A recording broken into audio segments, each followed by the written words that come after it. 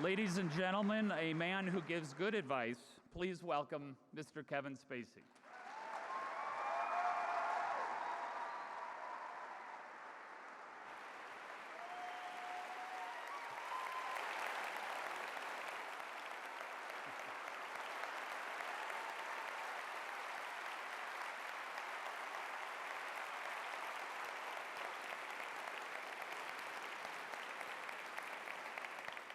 Thank you very much.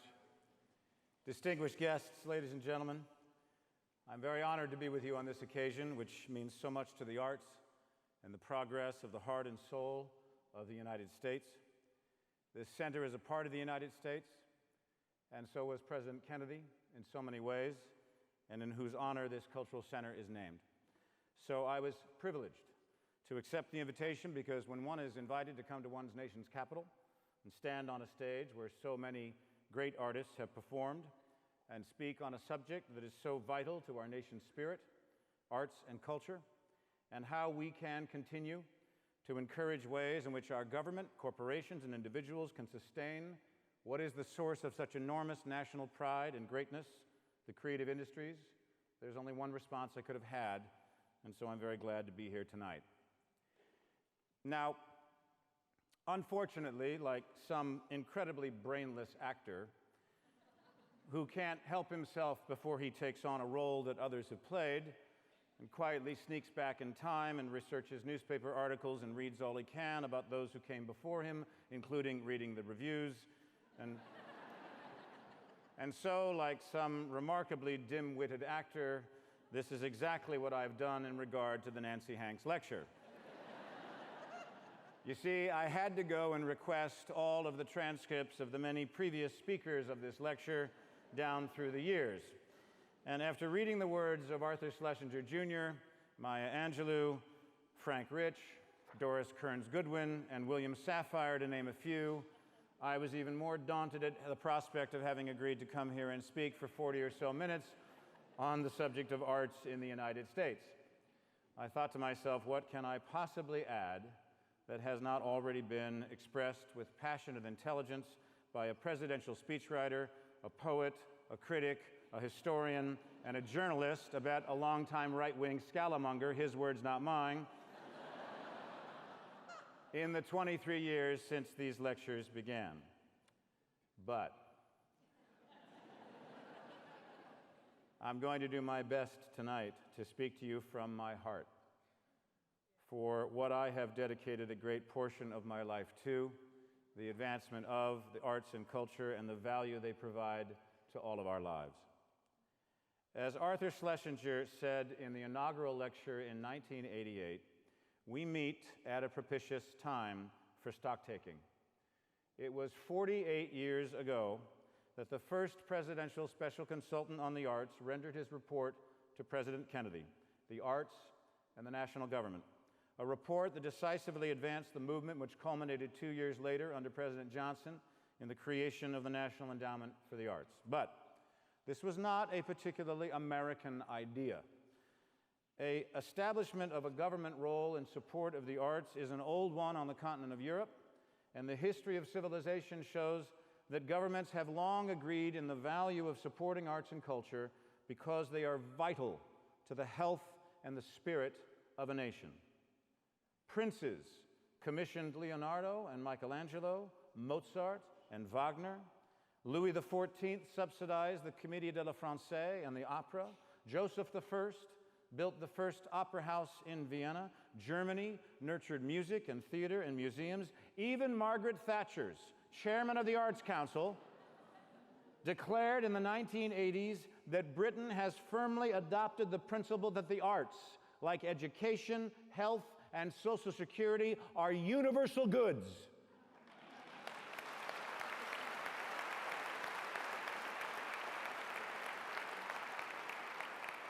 Universal goods that ought to be generally available regardless of the ability to pay. But I'm going to try not to complicate this talk tonight with lots of statistics. I'm going to try to focus our thinking on this issue by asking a simple question. Does it matter? And by way of answering this question, I will begin with what is deeply personal to me, about why funding arts programs means so much to me, about what these programs can add to a young person's prospects and to the shape and the outcome of their life, and why I believe that government should continue to support. So, does it matter how much the arts can shift and change a single individual child's life? Does it matter, for example, that a child be taken to see a play in a big city, in a big playhouse? A child from a modest background, a child who is shy and unsure, a child with a secret dream, searching for his place to fit in. The quiet child in the corner, who's not silent because he's aloof or moody, although that is often the mistaken label that is given, but silent because he is without self-esteem. He is without confidence. So does it matter that this child is asked by a famous actor who is running a workshop with a group of dreamy-eyed drama students before they see a production of a play to get up, to stand up, to perform a scene from a play? And does it matter that this child, in this moment, on this day in 1974, who wants to do well, who wants to impress, who dreams of becoming an actor, who wants nothing more than to find his voice, does it matter that on this day, he does? He finds his voice. Well, I can tell you all that it mattered very, very much to me. I was 13 years old.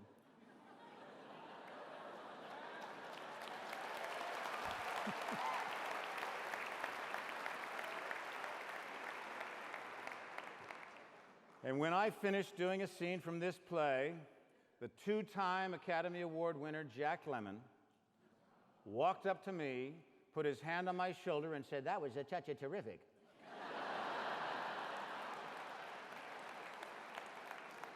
"No, I'm not kidding. That was terrific. You're a marvelous actor." And then he turned to my classmates and he said, Kids, this is what I've been talking about all day. What's your name again?" "Kevin." He said, "Kevin, this was terrific." He said, "Kevin was connected to the work. He understood the importance of the emotional eyes of the text. He's a natural. I'm telling you, you should go to New York, you should study, because you're a remarkable young actor." Sometimes a person of experience can say just the right words at just the right time to a young person and change their life.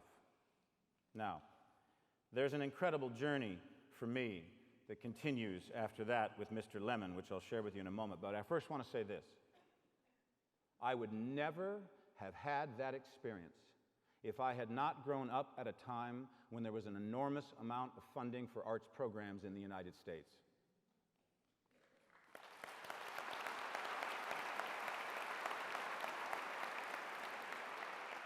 Between the ages of 11 and 19, the opportunities I had to see professional productions, go to workshops, go to seminars, participate in drama festivals, Shakespeare festivals, was extraordinary. And these experiences had everything to do with my finding my own sense of confidence, of being able to believe in myself, of discovering my potential and finding my self-esteem. So does it matter? With the number of programs that so many young people in this country have the opportunity to experience by being introduced to and exposed to the arts, you bet it matters.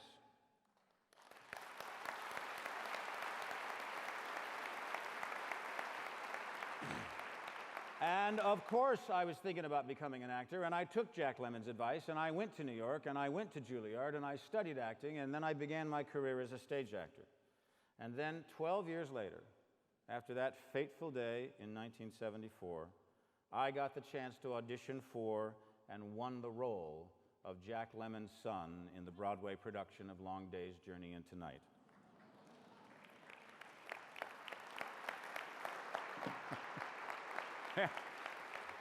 And I'll never forget that audition because I was really relentless with Mr. Lemmon. I had to audition with him. And I remember that audition because once again, Jack Lemmon walked up to me at the end of it. He put his hand on my shoulder and he said, "What the Jesus Christ?"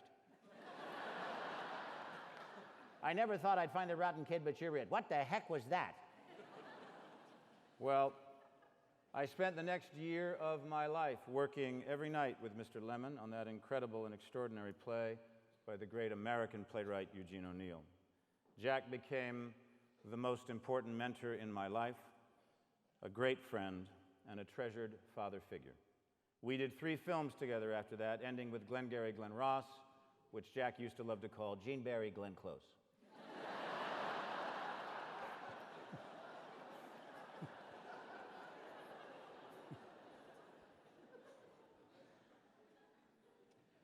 These kinds of experiences that I had as a young kid matter.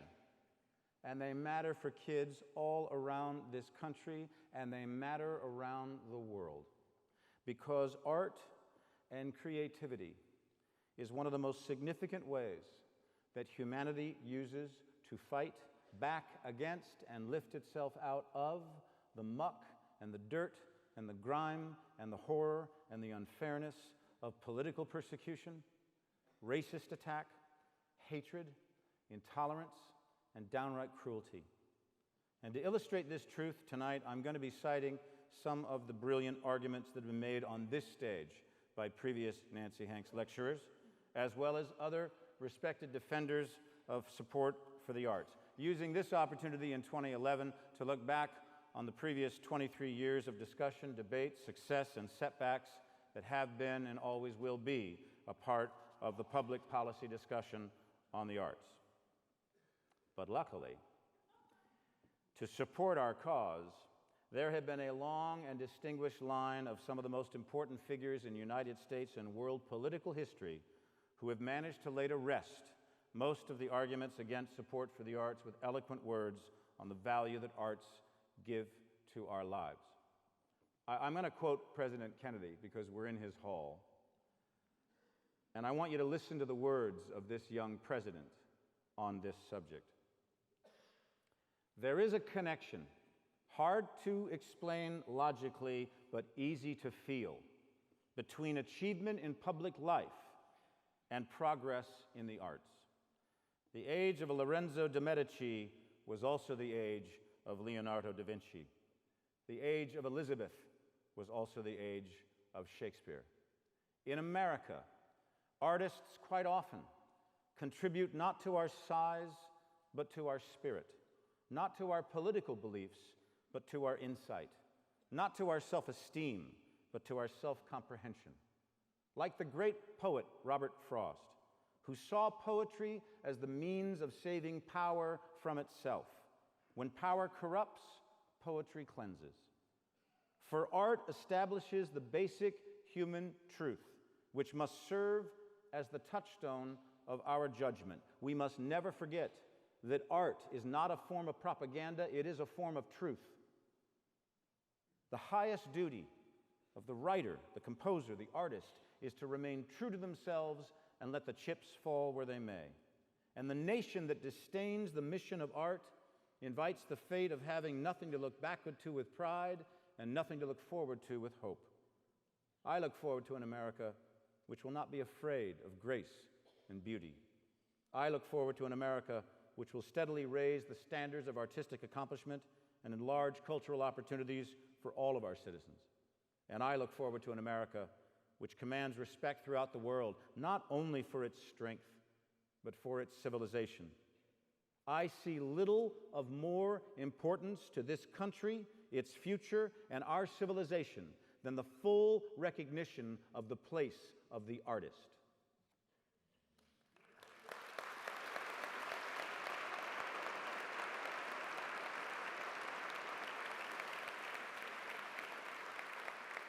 And you can find some of those remarkable words of President Kennedy's just outside this building, inscribed on the marble walls of the River Terrace just beyond the Grand Foyer. And the idea for this cultural center dates back to 1933, when First Lady Eleanor Roosevelt discussed ideas to create a cultural center to employ artists who were unemployed during the Great Depression, but we weren't quite ready for it in 1933. It took until September 4th, 1958, when a bill was finally passed in Congress and President Eisenhower signed into law the National Cultural Center Act. It was the first time in United States history that the federal government helped finance a structure, this structure, dedicated to the performing arts. 1958, a year before I was born. And look at where we are now. The creative industries are perhaps the most important export the United States shares around the world. I genuinely believe that the United States' preeminence in the arts and creative industries is one of this nation's most powerful natural resources. But many arts institutions are suffering already, and the future of arts funding is uncertain to say the least. And whatever cuts are pursued in government over these next weeks and months, the champions of art are having to make a very good case indeed to hang on to what they have, while others are sure to feel a potentially devastating effect and result that will make it difficult to operate or make progress in any real terms over these next years. And the fact is that with or without any cuts, the effects of the economic downturn will be felt for years to come. And if we do not act now to encourage the members of the Congress and Senate to continue the work of the National Endowment of the Arts, then we risk allowing our cultural life to be diminished.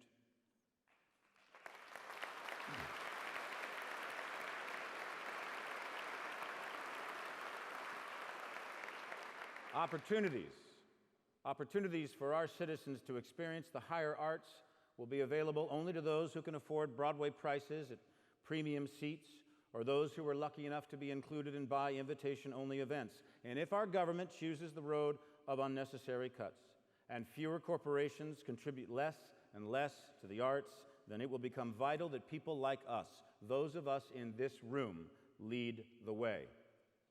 We have had remarkable leadership on these issues over the years, and sometimes from the most unexpected sources. President Richard Nixon said in 1970 words that members of our current government could be reminded of. For while Nancy Hanks was chairman of the National Endowment, he was an important advocate for its support, and his words are even more relevant today. Listen to this. The attention and support we give to the arts and humanities, especially as they affect our young people, represent a vital part of our commitment to enhancing the quality of life for all Americans. The arts have this rare capacity to help heal divisions among our own people and to vault some of the barriers that divide the world. Our creative and performing arts artists give free and full expression to the American spirit as they illuminate, criticize, and celebrate our civilization. And like our teachers, they are an invaluable national resource. 1970, he said that.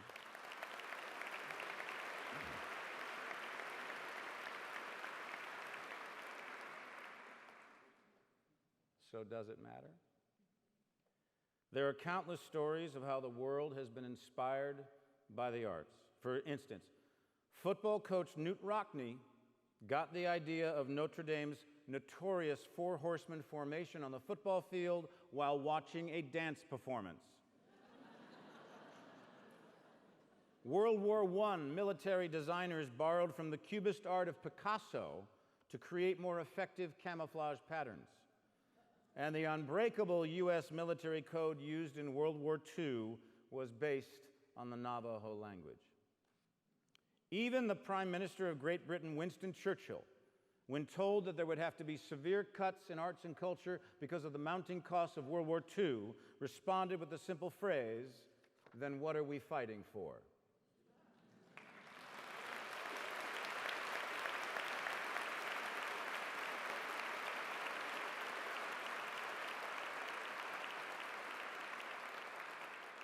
When we encourage people to think outside the box and to embrace the idea that we as Americans can be just as patriotic about our arts, then we are encouraging and building a more effective nation. Now, I have been so lucky to have discovered my love for the arts when I was so young, and you can't begin to know how grateful I am to have found myself in the position I find myself in as the artistic director of one of the most famous theaters in the world, the Old Vic Theatre in London.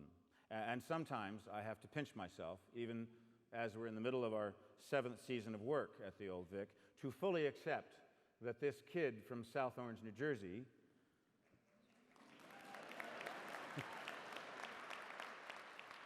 has been given such a remarkable challenge, putting on plays, expanding a vast educational department, creating a program for emerging artists called Old Vic New Voices that encourages young actors, writers, directors, and producers, has truly been the most satisfying experience of my professional life. And I'm often asked, how in the heck did I end up living and working down around Waterloo Station for the past 8 years, when I guess I'm supposed to be doing what actors in movies do when they're not working, which is lounging around some kidney-shaped swimming pool in Beverly Hills and collecting residual checks and sipping cocktails. Well, I hope that by the end of my remarks tonight, you'll have a better understanding of why I have taken this path and why I spend so much of my time advocating on behalf of the living theater, and why I'm so proud to be doing my part in enhancing the cultural exchange between the United States and Great Britain. But for me, it all begins with opportunity and education. So when I'm asked why I've turned the focus of my life a decade ago toward our efforts at the Old Vic, the launch of TriggerStreet.com, a website dedicated, as you heard, to giving emerging filmmakers a platform for their work, the announcement of a Middle East Academy to bring workshop opportunities to those in the Middle East, the recent launch of the Kevin Spacey Foundation, which will support this kind of work around the world. People say, why? What are you doing? Why?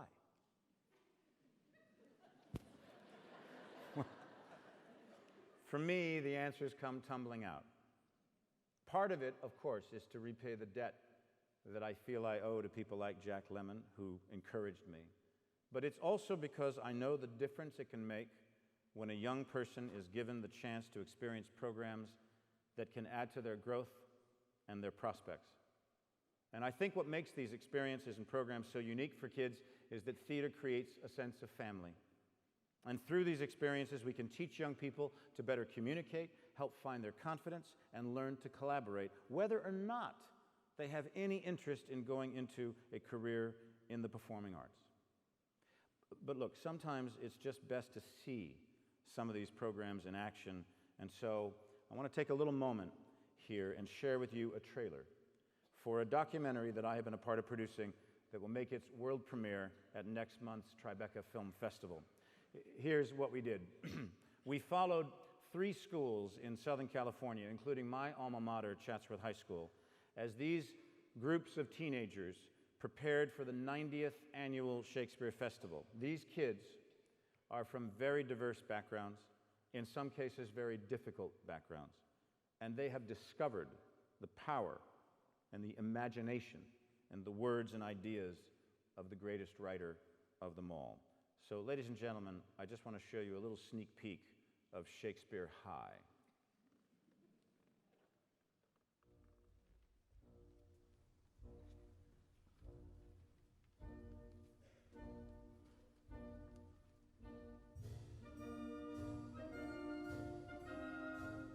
I used to gangbang. I come from an Arabic background. They're not really drama-oriented. My parents immigrated here from Mexico, both of them. Well, when I was born, my parents were together. They were in neo-Nazi skinhead movement. I was a drug dealer in 10th grade. Welcome to Shakespeare Festival. We cut down 3-hour plays into 8-minute scenes that condense the plot and make it accessible for other people to understand. Raging rocks and the simmering sun.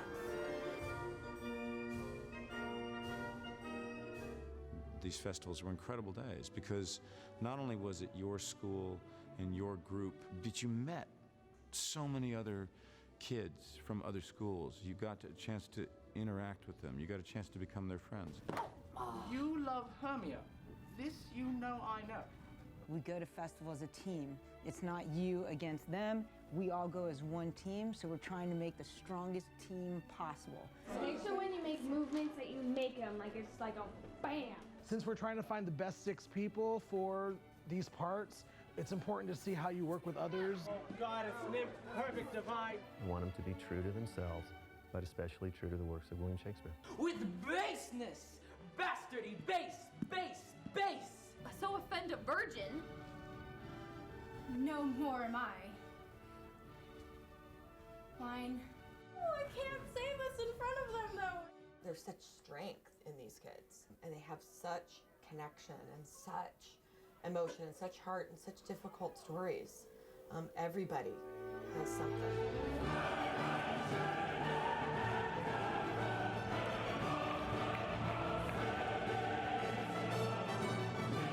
The kind of experiences that you're having, value them, cherish them. They don't happen to everybody. When a young person is looking for the truth in a line that's in almost another language, I think it's really empowering. I want something more. I want to be somebody, and I hope through this, I could achieve that. When a group wins first place or second place or makes it to final, it's more of a self-accomplishment. Like, we did this, no one else did it, we did it. When you're in a scene together, it's so important to listen to each other, to trust each other, and if you go to festival with that attitude, you'll come home with a trophy. Theater shows you. And being alive about another world.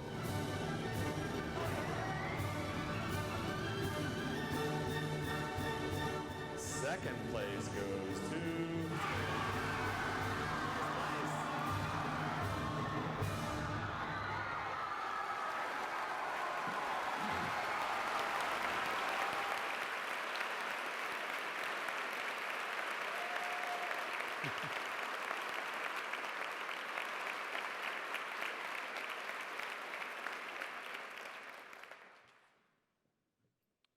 So does it matter? Amid the never-ending talk of credit crunch and downturn and recession, it is inevitable the doomsters and gloomsters are going to say that there's going to be less money for the arts, and that's how it should be. Surely we hear some argue that these artistic endeavors are luxury items we can do without when times are tough. Well, as strongly as I can, I would argue no. I believe that far from being luxury items, arts and culture are a necessity in our lives as individuals and as nations. Culture provides the magic of our experience and are the strongest ambassador of the human condition that we exchange around the world. Countries may go to war, but it's culture that unites us, that teaches us, that makes us better, especially in our own country.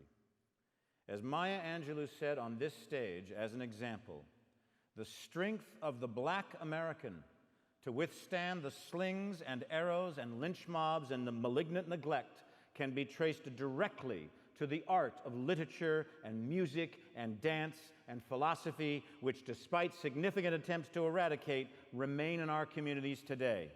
We have been lynched and pinched and drowned and clowned and beleaguered and belittled and begrudged and befuddled, and yet we are still here today. And how? How have we survived? Because we create art, and we use our art immediately. We have even concealed ourselves and our pain in our art. And had the adversaries of the civil rights movement ever realized the potency of black American art, they would have labeled certain poems and lyrics and ideas and dances too vulgar. The blues and most of the spiritual music would have been banned, and the dances and the poems would have been sequestered, and the very survival of black culture would have been imperiled. As Langston Hughes wrote, "Because my mouth is wide with laughter and my throat is deep with song, you do not think I suffer after I have held my pain so long. Because my mouth is wide with laughter, you do not hear my inner cry. Because my feet are gay with dancing, you do not know I die." Powerful American poets, both of them. And why is it that whenever there is revolt or protest or revolution in any country around the world, it is the poets and the playwrights and the theater managers and the writers and the intellectuals and the actors who were rounded up, jailed, beaten, tortured, silenced. Because even dictators know that it is the artist who can best speak of a nation's desires and hopes and dreams. It is the artist who can move mountains with words and song and sweat and blood and dance and inflict pain on tyrants with knowledge and truth and wisdom. It is the artists. Look what's happening in Iran, or Egypt, or Belarus, or Bahrain. People have been killed because they are fighting for that simple, basic human desire for the right of their voices to be heard. The words of a great writer, the style of a brilliant dancer, the awe we feel when actors create their roles, a Gershwin piano symphony, the endless mystery of Mona Lisa's smile, the flickering images on celluloid and the countless stories they have told. These are the things we share. These are the things we need. These are the works that challenge us, inspire us, become a part of our debates, enter our conversations, and remain in our hearts. And certainly here in Tennessee Williams, Tracy Hepburn, Scorsese, Coppola, Tony Kushner country, this should be understood more clearly than anywhere else in the world. And those who enjoy culture in positions of power and influence should be made more aware of the financial contribution arts institutions make to their communities, and in particular, how they help generate income for the restaurants and the hotels and the countless other businesses that populate neighborhoods where cultural centers operate. Any place where people gather, a gallery, a theater, a ballet company, a comedy club, a jazz club, or opera house, brings economy, and that is a powerful argument for support.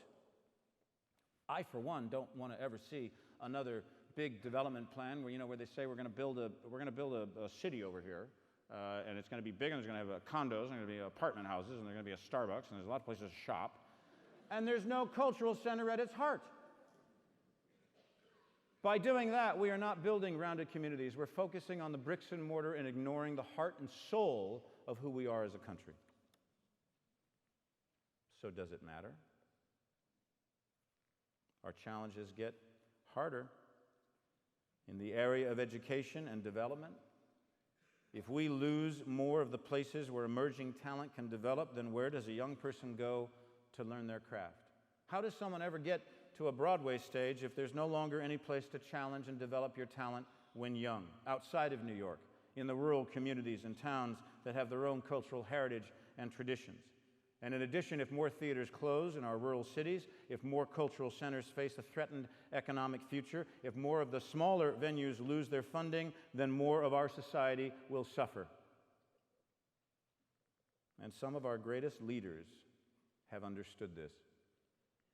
When I think about President Lincoln's relationship to the world of art, Doris Kearns Goodwin observed, what strikes me is that he is precisely the kind of person that arts programs would have hoped to reach.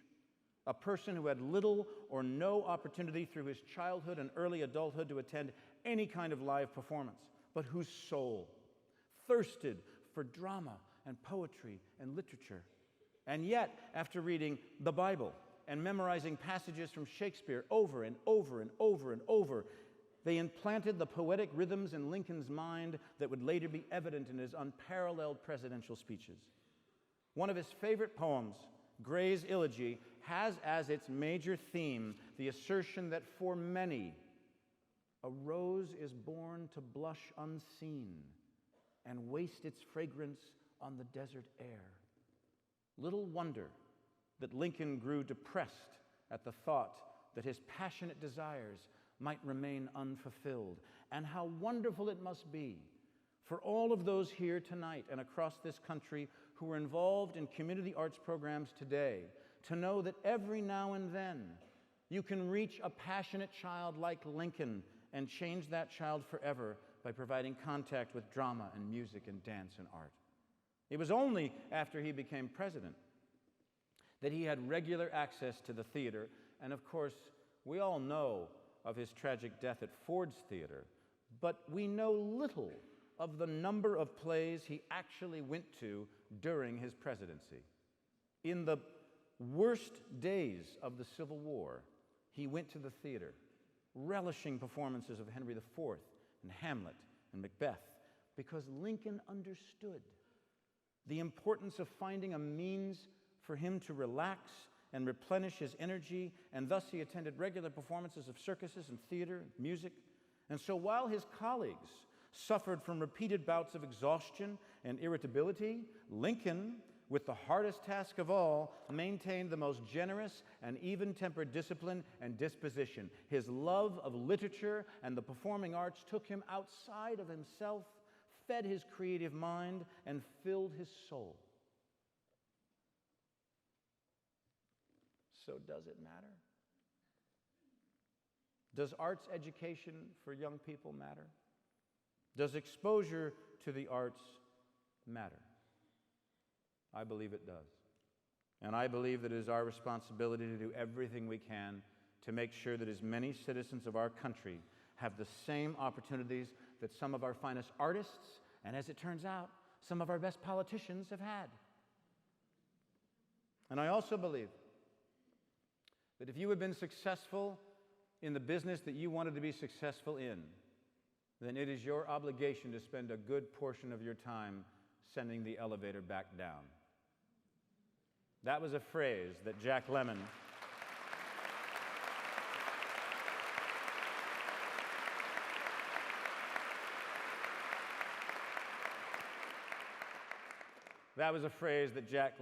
used to share with me all the time, and one that I have now adopted as my own: sending the elevator back down. We can all send the elevator back down, because it doesn't matter what floor you're on. In life, there's always someone just below, just waiting for the chance to be invited up. Our job is to make sure the floors we live on are not so high that we can no longer hear the voices of young people crying out for an opportunity that will help shape their lives and help shape a better country. So we must do everything we can to ensure that our cultural heritage and our cultural future is protected. And we must shout louder to those in positions of power and influence to realize their value to our economy as well as to our collective soul. For we abandon the arts at our peril. The real question is not whether we as a nation can afford to continue to support the arts, but whether we can afford not to. Look at all we've accomplished and overcome in this country, and we're still here, standing, fighting, protesting, arguing, debating, hoping, and dreaming.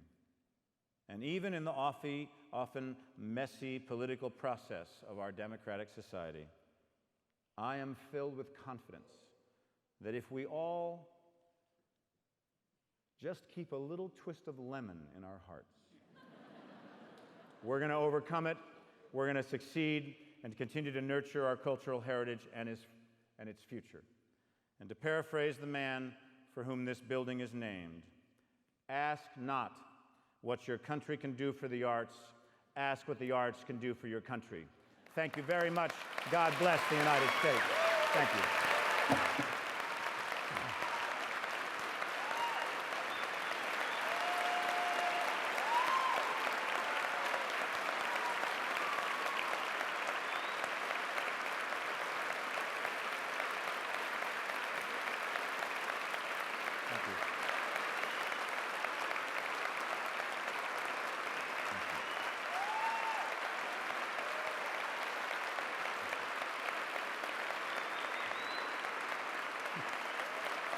Want to take some photos? Thank you. Thank